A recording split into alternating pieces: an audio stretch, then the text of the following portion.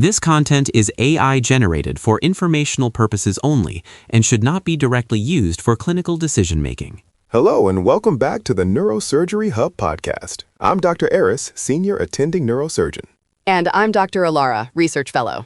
Today we're looking at a fascinating new study from the Journal of Neurosurgical Sciences, published in 2026, titled Decompressive Craniectomy for Spontaneous Supratentorial Intracerebral Hemorrhage, a Systematic Review and Meta-Analysis. This is a topic that hits home for anyone who has ever managed a neuro-ICU or taken a primary call. Spontaneous supratentorial intracerebral hemorrhage, or SSICH, is a severe neurological condition. As the paper points out right at the start, it is associated with high morbidity and mortality. It continues to pose significant challenges to our clinical management. Exactly, Dr. Eris, and that's the impetus for this research. While we have various therapeutic strategies at our disposal, the paper focuses on one of the most debated, decompressive craniectomy, or DC. The authors note that DC has been employed primarily to reduce intracranial pressure and to prevent secondary brain injury. Right, and those are the two pillars of why we take someone to the OR for a DC. We aren't just looking at the primary insult, we are trying to mitigate that cascade of secondary injury. However, as the authors mention, the evidence for DC isn't uniform across all pathologies. That's a key point the study makes. While the benefits of DC are better established in some conditions, and the paper specifically highlights traumatic brain injury, or TBI, and spontaneous intracerebral hemorrhage in other contexts, the specific role and efficacy of DC in the treatment of SSICH remain uncertain. That uncertainty is exactly why we see such wide variability in practice. You'll see one attending who wants to proceed with DC immediately for a large basal ganglia bleed with midline shift, while another might prefer to stick with aggressive medical management. The paper acknowledges this lack of clarity in the current clinical landscape. Which is why this systematic review and meta-analysis is so timely. The researchers set out to synthesize the available evidence to evaluate the actual impact of DC on clinical outcomes.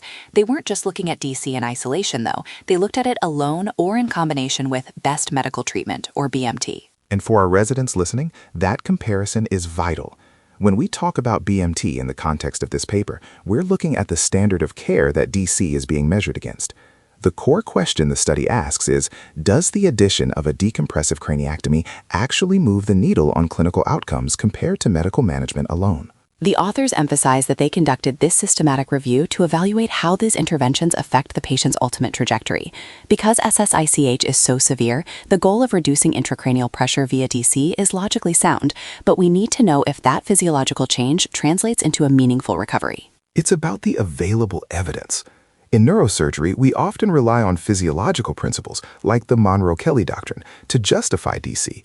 But this paper highlights the need to move beyond just making the room for the brain and actually looking at the synthesized data of patient outcomes. They really dove into the specific role of DC within the supratentorial compartment. By focusing strictly on SSICH, they've attempted to strip away the confounding factors you might get if you included infratentorial bleeds or pure trauma cases. It's a rigorous approach.